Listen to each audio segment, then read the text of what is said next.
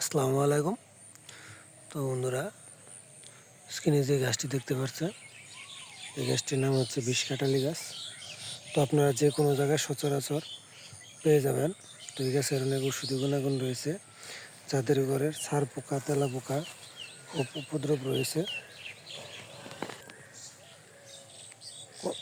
কাপড় চোপড় কেটে নষ্ট করে ফেলে, কোনো খাবার দাবার রাখলে খেয়ে ফেলে, তো অনেক উপদ্রব করে, জ্বালা যন্ত্রণায় আপনারা ঘরে থাকতে পারেন না। তারা কী করবেন, এই বিষকাঁঠালি গাছের কয়েকটি ডাল ও পাতা সহ নিয়ে আপনাদের ঘরের চার কোণে এবং বিছানার তলে রেখে দেন।